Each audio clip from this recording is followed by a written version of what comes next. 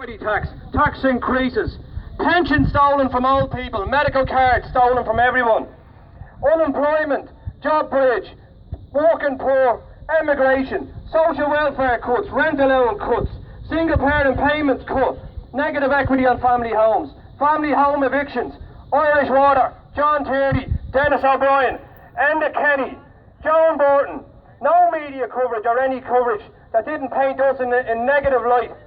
Any coverage we got, it took 100,000 people on the streets of Dublin till we got some coverage. Our protests have always remained that we will always be peaceful. We had people removed from their homes for trapping Joan Burton for 2 hours. We have people arrested. I just want to tell you a story of stuff that RTE don't cover. About 2 months ago I was driving through a place called Trim in Meath. I seen an old man in the lashings of rain standing on the side of the road. He was about 80. So I picked him up to give him a lift home. He lived 3 miles down the road. On the way down he told me he was only out to collect a prescription that he had to pay for because he had no medical card. That was a Tuesday. He was going home to get into bed till Friday till he collected his pension because he couldn't afford to buy coal and heat himself and feed himself. This is what's going on in this country.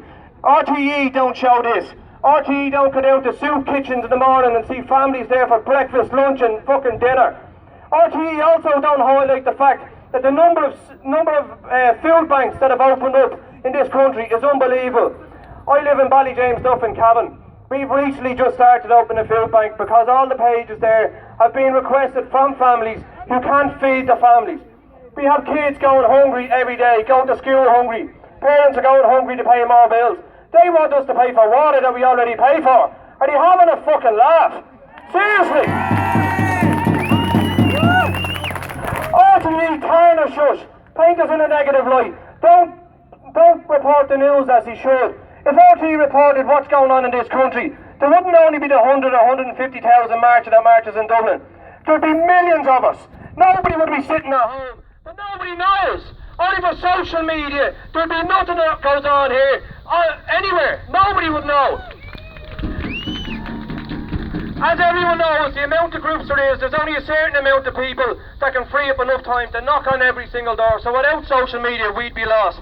If our national media service that are paid by us, that waste our money, if they covered what we had, we'd be unstoppable power. RTE, in the past couple of months, have gone out and bought all their staff. They spent money on 600 new smartphones, over 300,000 on designer suits. We pay for the RTE orchestra. Has anybody here ever gone to see the orchestra? Because I haven't.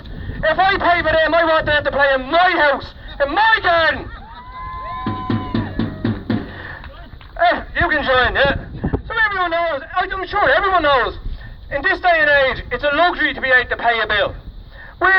A lot of us are only one bill away from being thrown out of our home. I went to evictions order in Cavan the other day. There was 60 houses up for repossession. That's not reported.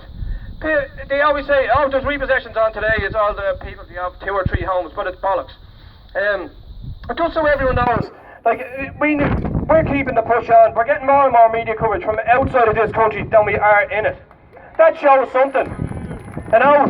So even though we're ignored by the people that we pay, people from outside the country and all over the world are watching us. So every time you go to a protest, fly your flag you want to take off you, because it's yours. People have fought for us to use it. Make use of it. Everybody get one. Every protest you go to, hang one on your door. It's ours. Use it. Let them know who you are and that we won't stand for any more lies. Thanks very much. Fabulous stuff, Mick McDermott. Our next speaker is a very important speaker because she brings a message to us from the 4 jailed protesters. Unbelievably, in this country, there are 4 people in prison today for protesting.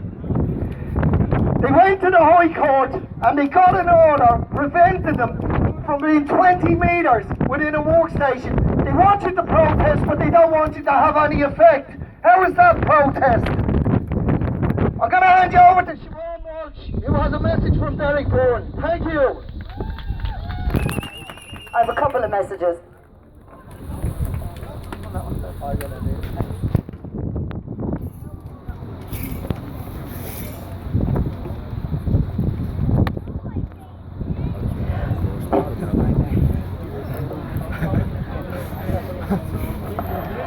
RTE representing the elite, but it shouldn't be. RTE is funded mainly